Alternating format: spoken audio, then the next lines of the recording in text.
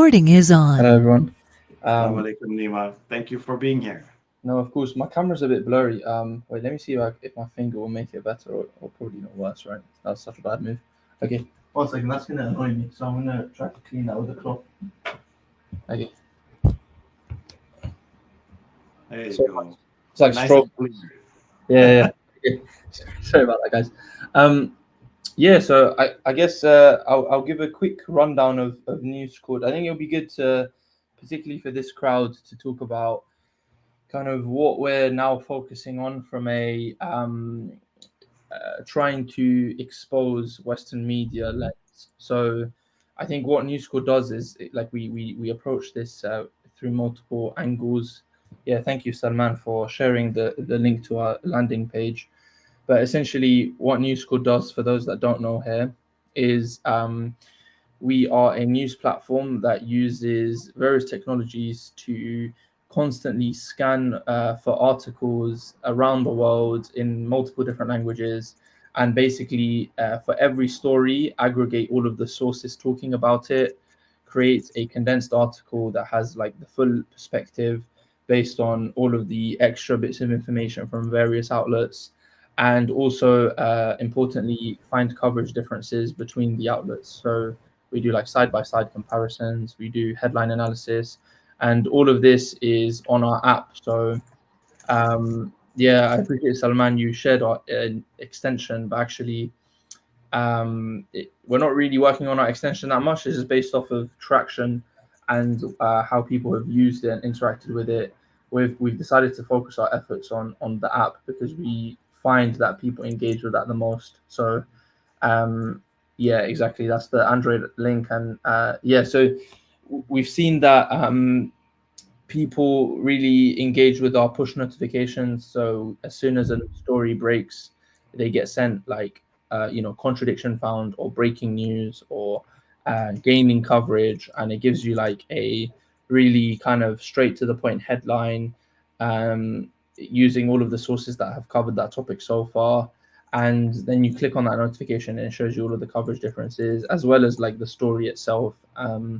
So the point of Newscord is kind of to cut through that, cut through the rubbish basically, and try to show kind of this is what Western media is showing you, but look at how, for example, these alternative outlets or these West Asian outlets are covering the same story. And we think that through comparison, this is a really good way to get to the layperson because the BBC is very accessible in the West, and various other mainstream outlets are very accessible to, the layperson, and they don't have the time or they don't care to look beyond what the BBC, Washington Post, CNN gives them.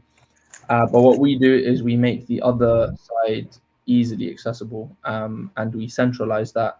And yeah, like I think a lot of our growth, if you kind of look at it through a business lens or like a growth funnel, has been through Instagram. So wow, like Salman, you're like coming in at such a good time as I was getting onto the topic of social media. So yeah, so on Instagram, essentially what we've done is we've literally said, okay, let's use our app to show the value. We screenshot it. We create some nice like design to like graphics to explain the story as well.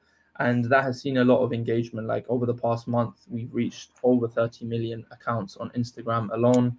And we continue to grow there. And now it's really around, okay, how do we convince people that whilst we are spreading awareness of media bias through Instagram by showing these disparities in coverage, actually, we really need to be on a different. We need to be on the Newscord app to get the news that way. And yeah, we're having conversations with like our power users to see, okay, how can we take this to the next level?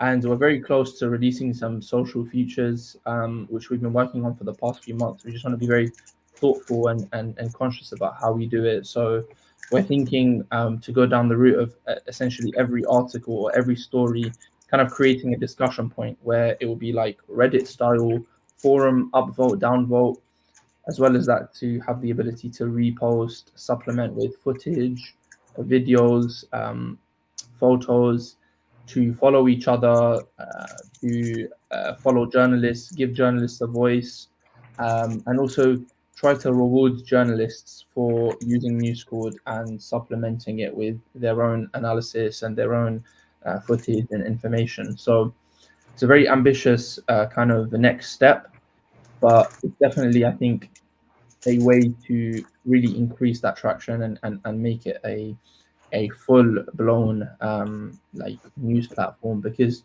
there's only so much you can really get out of these legacy outlets anyway. You know that I think what we're doing is good and it's served us well so far, but I think enabling people to add their own information is it really is the next step.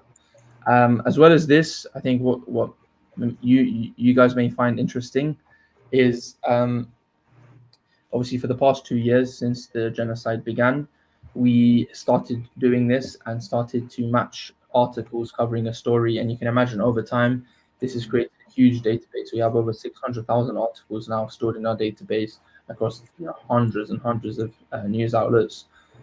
And what we can do with that now is leverage our same tech to build really holistic, like aggregated views the of the media and the narrative and the techniques they use.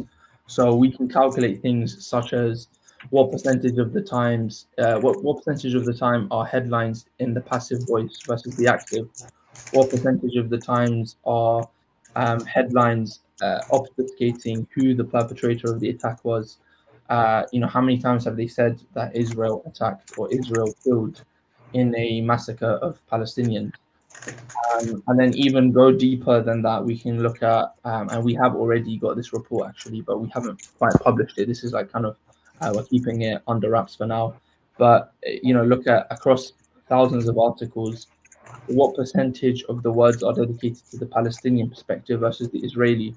And we've actually found that the BBC, the CNN, and the Guardian even dedicate double the number of words to the Israeli perspective compared to the Palestinian perspective. And considering these are about, majority of these articles are about massacres in Gaza, this is an astounding disparity in this statistic specifically. So this is the kind of work we're doing now.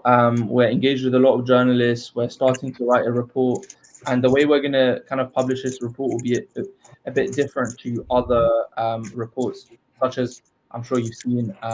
There's been various, like The Intercept last year made a report about LA Times versus Washington Post. What we've done is we've done like what I call story matching, where let's say there's a sample of 600 stories. We've ensured that all four sources in the comparison data set are covering these stories to ensure a level playing field. So the four sources we've chosen are The Guardian, Sky News, BBC, and AlJazeera. So AlJazeera in many ways is kind of like a baseline to show, I guess, what coverage could look like. Even though I would say AlJazeera and specifically AlJazeera English, I guess in certain times they do also kind of sanitize to a certain degree. But regardless, I think obviously miles better objectively in terms of centering the Palestinian voice compared to the other three British outlets that I mentioned. So we're just going through like human validation. We've got a team that are going through literally each classified metric manually to see if it was correct or wrong. So we want it to be basically 100% accurate. Where they're going to publish this dashboard so that it's publicly available and everyone can see it. They can see every single example that makes up each metric.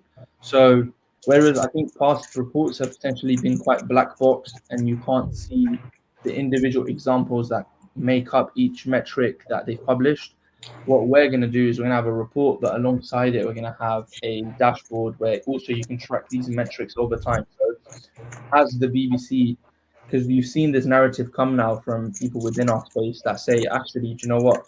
The Western mainstream has become better, and it's because they're saving face. But is that actually true? Like, have they improved? And what we'll do is we'll have like time charts that show these metrics over time for each source.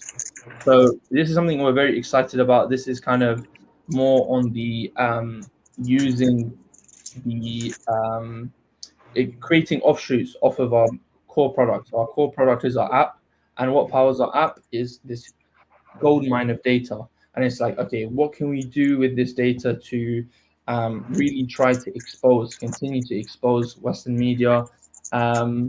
We've got the opportunity now to, through our partners, Accountable Media, uh, to send complaints directly to the BBC and all the other Western outlets, based off of specific articles.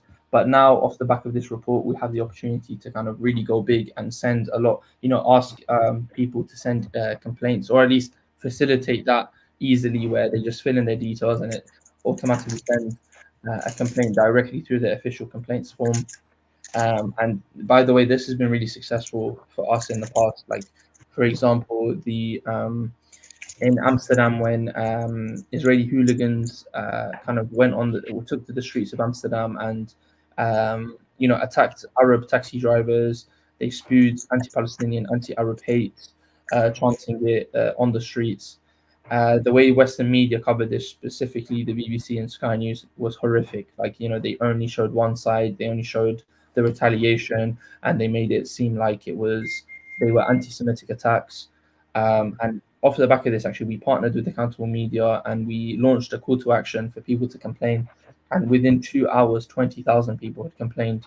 So we have this avenue of action now. We have the data to kind of prove why you should take action. And we also have the app, which presents an alternative, a new way to talk about the news and to talk about current events, specifically right now, Israel's genocide in Gaza. So that's kind of like a brief overview of everything, of what we're about and what we're hoping to do in the coming months. Yeah, I'd like to. I don't know how you usually run these, Salman, but I can open the floor to questions. Yeah, that was a great overview. Thank you. So basically, think of it like a discussion amongst friends. And that was a great presentation. Thank you for telling us about it. I have a million questions. We usually just have a discussion after the presentation. So we'll do Q&A now from anybody who wishes to ask questions. As a technical person, I have many geeky questions for you. But if anybody else wishes to ask questions, please raise your hand or type in the question and I'll read it for you. So I'll start the first question. This is such amazing work. I love the fact that you're doing things so transparently and planning to publish these reports that can be, kind of like thrown in the faces of all these people running BBC, Sky, CNN, etc. And this clearly requires a lot of work that you've put into this. And so, how is this initiative being funded, and how many people do you have in your team? So right now it's self-funded, and we have a growing team. It's been great to grow the team over time, and we have you could say a team of 5 committed individuals who continue to work for us and do great work, and they're all volunteers. And then we have a fleeting crew of volunteers, outside of that, maybe 3 or 4 extra. So it's been great, like, to have a variety of skills to really make this happen, such as obviously dev skills. Myself, I'm a technical founder, as well as 2 content creators as well. So it's been we've got a kind of a variety of skills that kind of come together to create what you see today. And like, I can imagine all this work that you're doing.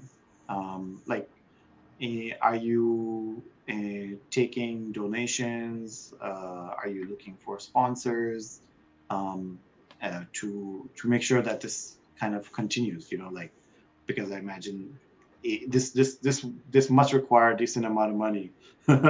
So to run. Yeah, yeah, it's starting to cost a lot of money to run, specifically because we our primary focus, like in terms of our intention, has always been about the genocide and just overall how the media has manufactured consent for Palestinians to continue to suffer, and for it to be okay and acceptable and palatable.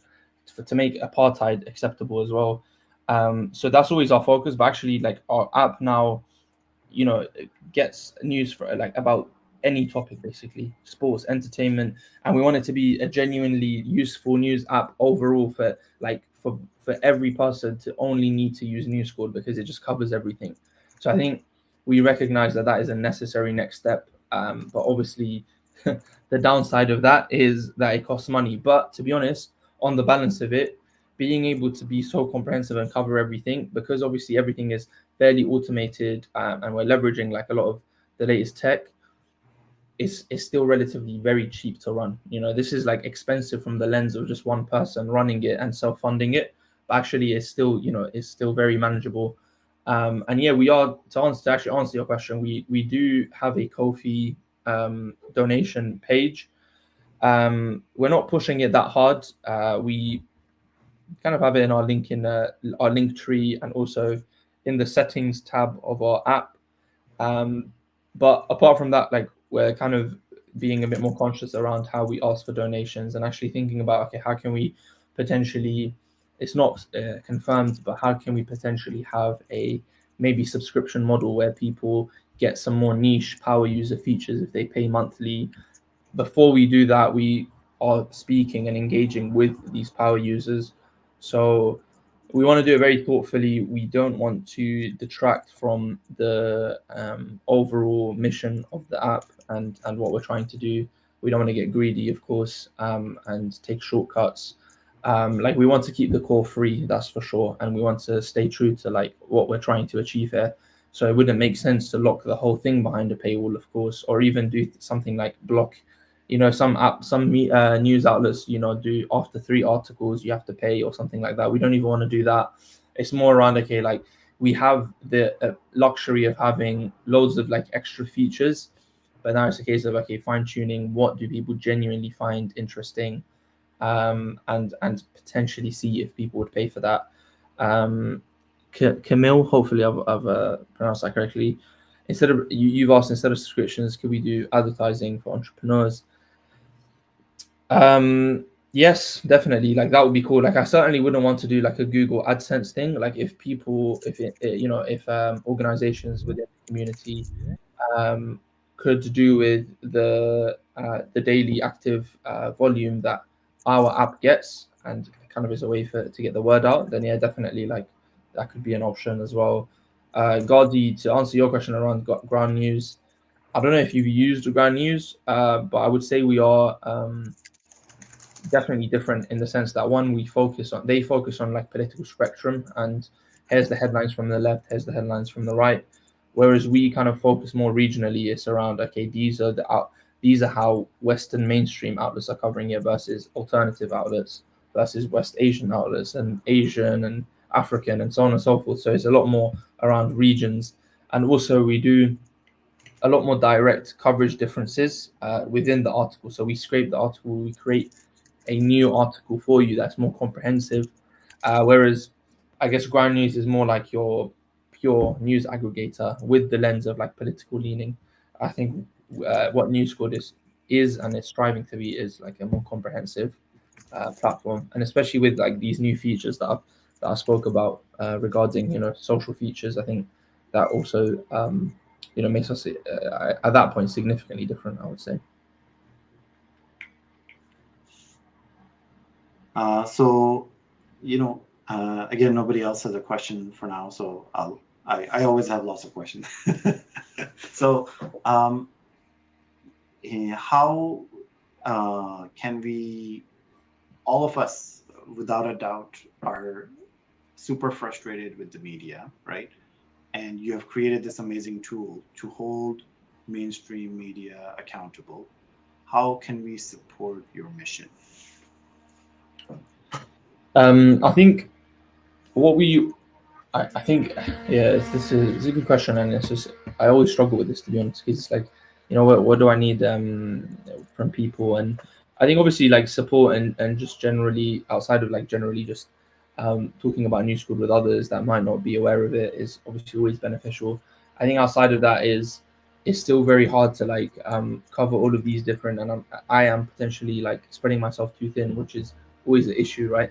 But I think regardless of that, like I think it's time to keep growing the team and try to have like uh, really like solid content creators. I think is a difficult skill to come by for sure.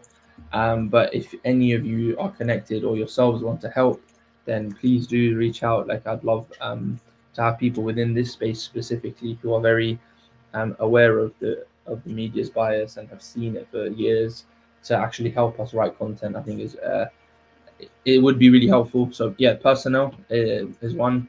Just generic support is another. And yeah, I think feedback. Like honestly, right now, it's the most important thing is to continue to have real conversations with people that actually would love to use Newscord, but maybe for several reasons do not, and it's holding them back. I would love to know what those reasons are. And yeah, just have like really real conversations with people about our product. Camille has a question. Do you have a massive database where you save all articles? How long do you retain these records? Question. Yeah, so yeah, as I said before, like this is how we were able to start creating reports. Like we save all of the articles. We have 600,000 now, and we retain them indefinitely. Maybe one day we'll come across issues because it becomes too large, but for now, like that's not even a consideration. No problems. Makes sense.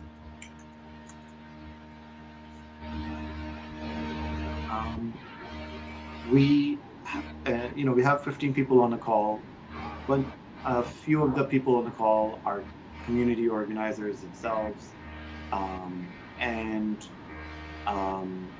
and then when I send the notes out and the reporting out later, that goes to a decent number of organizers, at least 50, probably closer to 100 people in the mailing list. And so I would say there would be a decent number of people on there that are already writing great content. They're pushing it on Medium and WordPress and LinkedIn articles and other places, and some occasionally publish on other like more mainstream media as well, local newspapers and things like that. And so, like, are you looking for people like that to write for Newscord and kind of like Newscord be like its own media organization? So I think like if over the past few months and years, like from the beginning, it maybe no.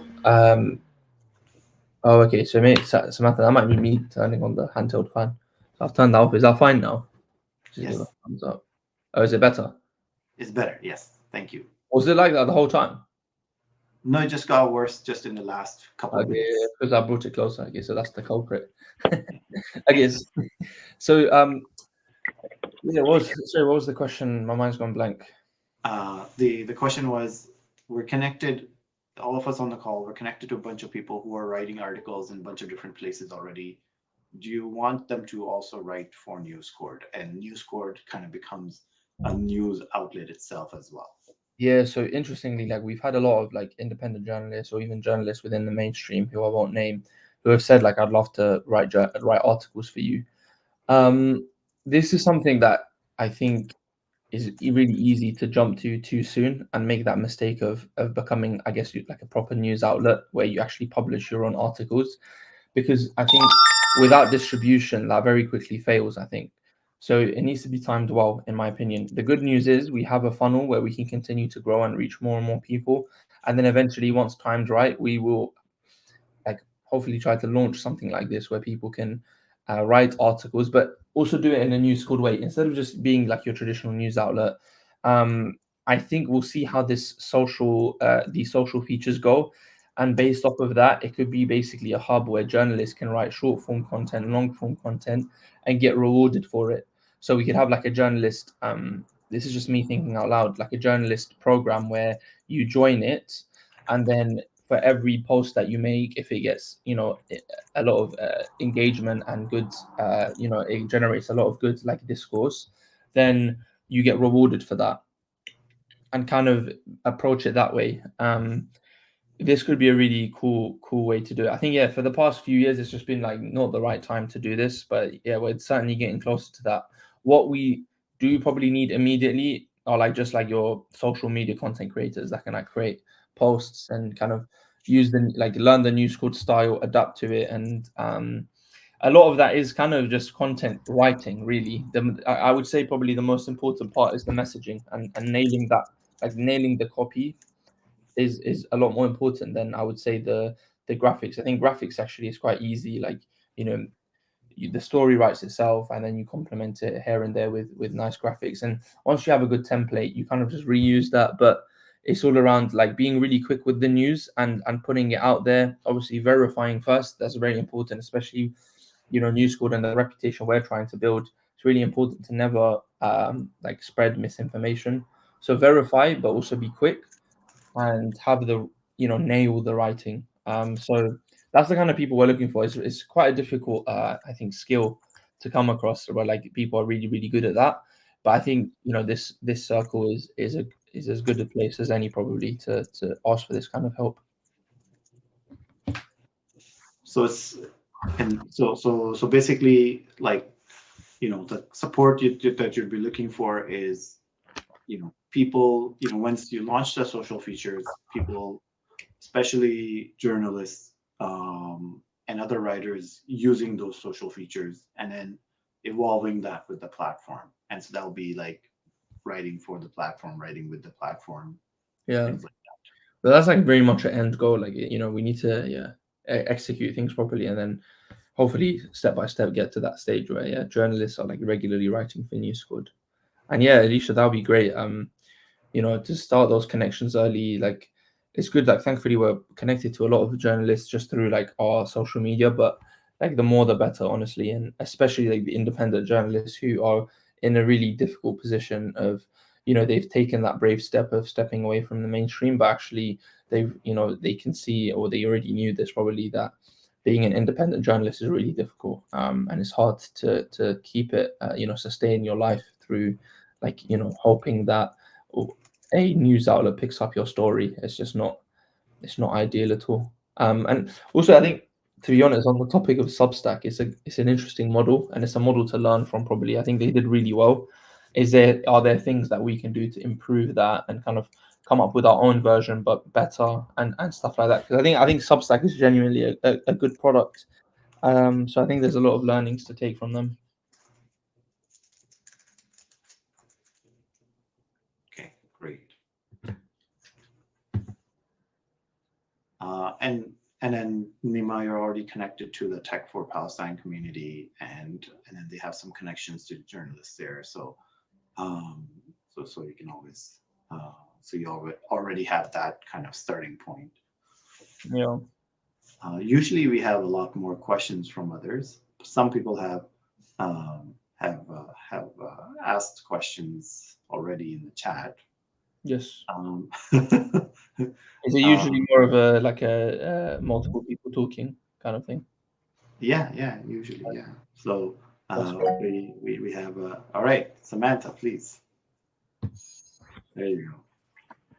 Hi, sorry about that. I was trying to figure out how to raise my hand.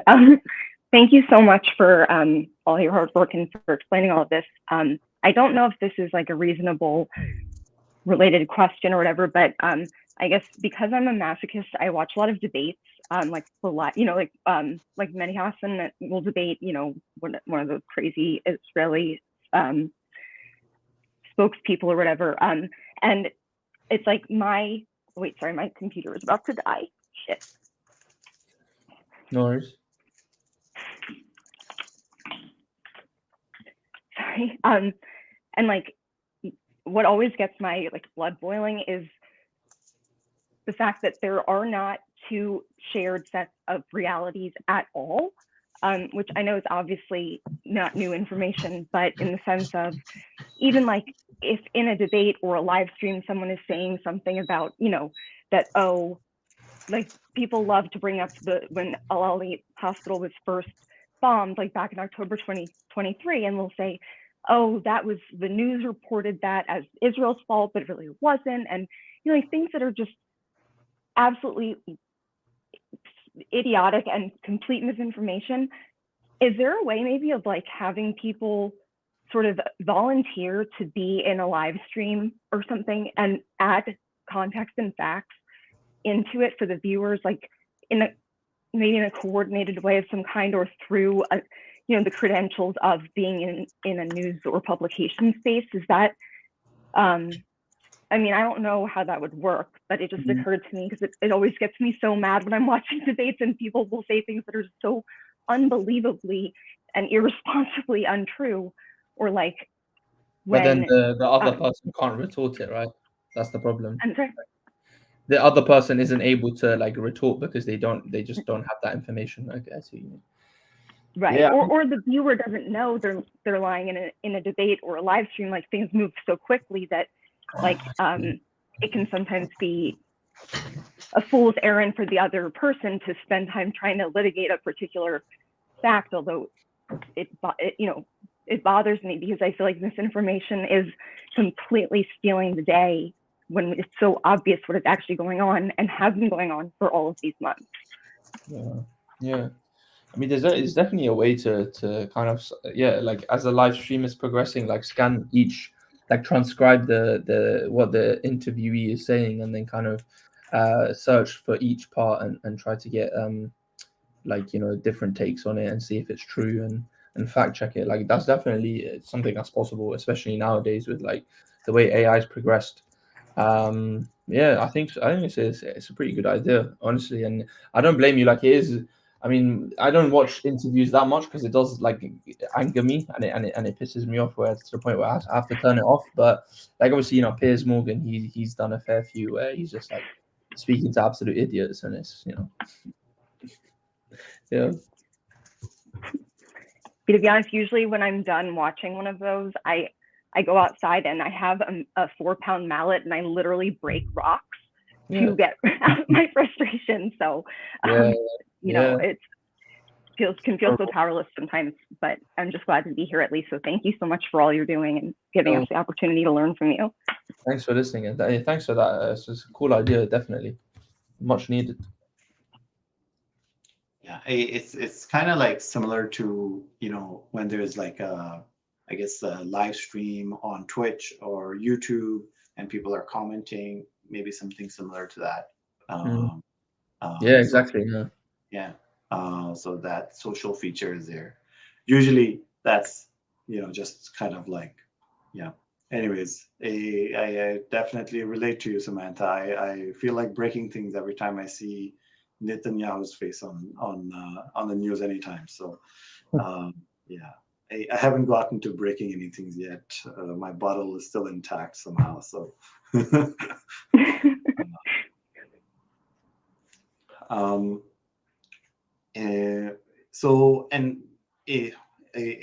if others don't have any questions, I would love to know, like, whatever is not proprietary or whatever, what your tech stack is like. I'm a cloud security geek myself, and so I'm just curious from that perspective. Nice. I think I don't want to bore the audience too much. It depends on how how much of a tech enthusiast they are, but I think we've gone down the approach of like we have I don't know how deep you want me to go in terms of tech stack, but we have Superbase, which hosts kind of our authentication as well as our actual articles, and then we are trying to migrate away from GCP. We did start like 2 years ago when we began in October 2023. We did start with GCP, but we're trying to move away to Cloudflare, but it's quite difficult. Once you've like set everything up, it's quite difficult.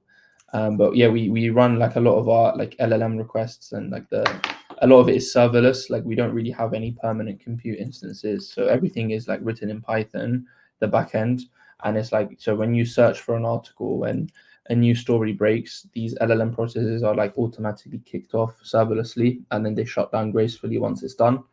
And then the front end is, the app is React Native, and then the website is React, and I guess that's kind of everything at a high level.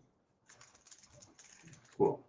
For my the fuzzy.org website. I was using Supabase as well, but then I kind of moved away from that.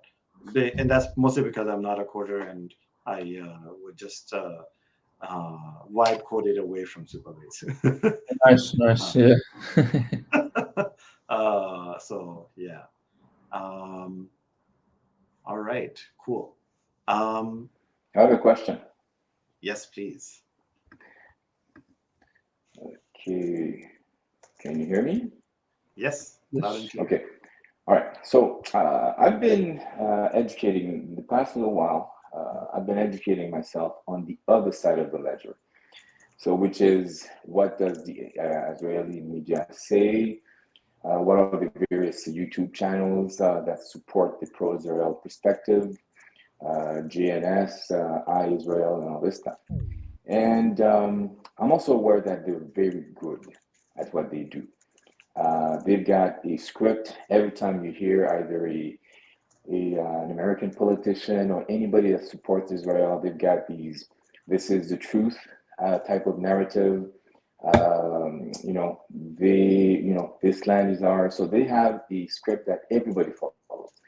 I will shy away from saying that it's indoctrination, because that's kind of a negative term. But my question is, what can we learn from what they're doing that can be applied to the other side of the ledger? Yes, that's a good question. I think I'd probably flip that back to you, like based off of what you've seen them do. What do you think is applicable? That's like kind of things that we should be doing. Not that you should kind of two wrongs make a right. Like if they're just spewing misinformation, I don't think that's the right approach. But like, are there any other tactics that you've noticed that is kind of a key reason as to why they dominate the mainstream narrative? Correct. So I think in part, some things may not apply if you don't have a lot of money, if you don't have a lot of political influence. It's kind of difficult to coalesce or to bring together a strong narrative if you don't have the resources to do it. But what I see that's actually very, I don't know how to do it, but I know there's a lot of them, and they seem to be on point. They seem to say exactly the same things, and the mechanism or the approach behind it, I can't say that I fully understand it, but it's almost like they were having a meeting, or somebody sending the talking points, and everybody sticks to it, and nobody diverges, nobody presents a statement that is out of line. So maybe the answer is just to have more, like a greater presence, or disseminate the counterpoints. Maybe that's just the way to do it. But then again, that's only possible to some extent if you have a lot of resources. I guess what you're doing will help a lot, just to make sure that the counterpoints are available, and that people do see that that the pro-Israel messaging has weaknesses, and those weaknesses need to be understood and need to be disseminated as well, and that it's clearly not fair and balanced. That's one of the key points. It's actually just the same templated statements that does not allow for the humanity of the Palestinians, does not allow for understanding their perspective, and I don't know. That's just It's a good point. Like it's that Hasbro, right? Like they've got it on lock. Like everyone, exactly. Everyone says the same thing, and there's a lot of truth to that. Like they all have the same script, which is why, like in terms of that, I agree with you. Like we could play them at their own game in terms of like having basically like Mythbusters, and just having everyone being equipped with that knowledge to be able to retort basically a lot of the propaganda that they spew out. So I think there's I don't know if you guys have heard Words of Justice. They're based in America. I don't know if they're in this group actually, in like any of the Tech for Palestine adjacent groups, but they're great because they have like an automatic way to kind of reply to Zionist tweets with like all of the right talking points and information. So I've just posted it in the chat. Oh, okay, Salman as well. Yeah, quicker than me. So yeah, that's kind of doing that, I think, in a way. Obviously, more people need to be aware of this, and maybe just in general, like just be equipped with the knowledge to just be able to just contradict everything they say. There's also PowChat, who are a Tech for Palestine project, who they kind of are it's almost like it's a chat bot, but one that is fed and equipped with a lot of like the Palestinian narrative, and so if you ask it a question around, okay, I'm speaking to a Zionist and they've just said this, how much of it is true? It will literally just answer it for you, and you'll be able to have all of the references and proof to explain why what they've said is false. So that's also another really good resource. Yeah, these two I really believe in, actually. I think the more people are aware of it, the better. Okay, thank you. Yeah, that's a very good question, Gardi. Like, how do we counter the Hasbara? And like, it is a fact that they, literally like just get some phrases and they stick to it, and all of them, like robots, say the same phrases, and then they also literally get the politicians to repeat the exact same phrases too. And you see statements from Canada and Germany and France and UK and US, and all of them are using the exact same phrases, even sometimes even sentences, like they're literally the same. And yeah, okay, Manal, please. Thank you. Am I unmuted yet? Can you guys hear Yes, me? we Yeah. can hear you. Okay. Hi, thank you. And sorry, I did join late, but I'm capturing or understanding that you're helping with an app that you have with media, correct? Yes, yeah, correct. Okay, wonderful.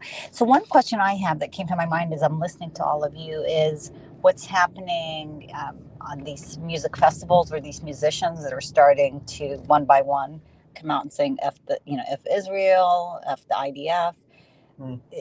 Are you all seeing that? And then secondly, is it all sincere? Or are they using it now? You start to wonder, because it does, elevate you. And we've seen that with Kneecap and with Bob Villain, names of people that we didn't hear about before.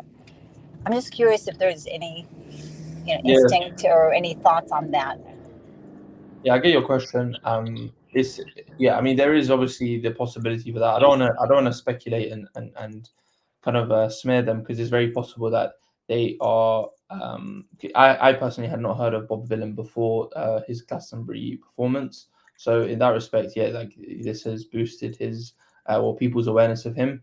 But it's possible that he was always like that. And in fact, I think I've seen footage of him advocating for Palestine before Glastonbury and for a while before. So I think, overall it's hard to speculate on that, and it's probably not the right thing to do. It's just more being grateful and happy that this is now happening finally, that more people are speaking out against it, especially in the entertainment industry. But it is interesting that, for example, Superman, that film, it seems to be centered on like very strikingly centered on like Israel and Palestine, and how it's actually showing how Israel, or the equivalent of Israel, I've not seen the movie, but the equivalent of Israel in the movie are the bad guys, and how they ultimately get destroyed. And it shows how like potentially a pro-Palestinian narrative is now being potentially explored by Hollywood, as not because they care, but as a profitable, something that's profitable, something that would get them, make them money, because ultimately, Hollywood is there to make money, right? Is there to make a profit. And if they're seeing that actually the mainstream is now the majority of the world, they hate Israel, and they want the Palestine to be liberated. So then they're going to respond to that, right? They're going to go where the money is. So I think obviously the intentions are not necessarily pure there, but at least it shows that now the narrative is kind of we are now becoming the narrative, and our voices are being heard, and it's transferring and kind of going beyond just our echo chambers.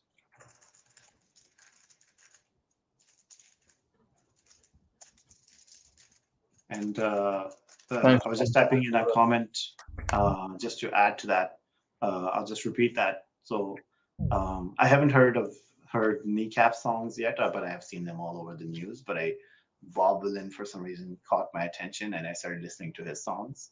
And before his more recent fame, his songs, many of his songs have a strong revolutionary and anti-capitalist uh, message, critique of the inequities in society, the wealth disparities, so I suspect that their advocacy is sincere and is consistent with what they, or at least Bob Dylan, has been singing about and talking about from before.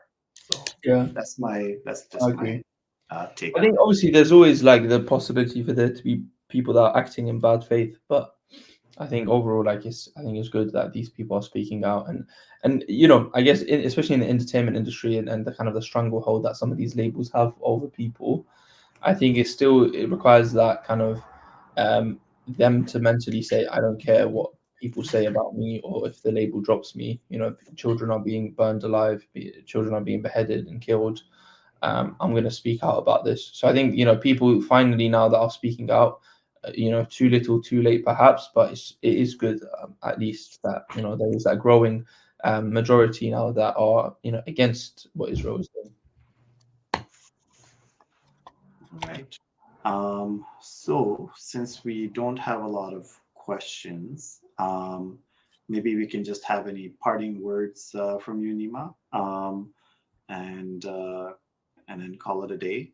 Yeah, Um, that'd be good.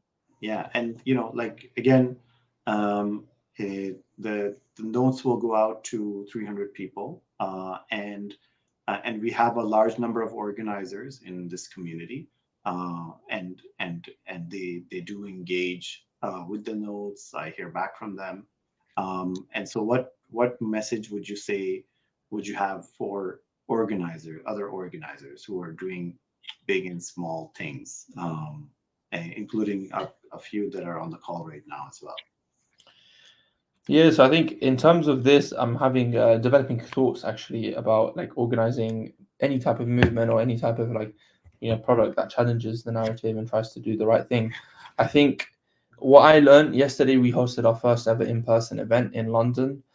I think doing in-person events as much as possible is really important, and it may sound a bit counterintuitive. It's like, why don't I just focus all my efforts on online and try to reach as many people that way?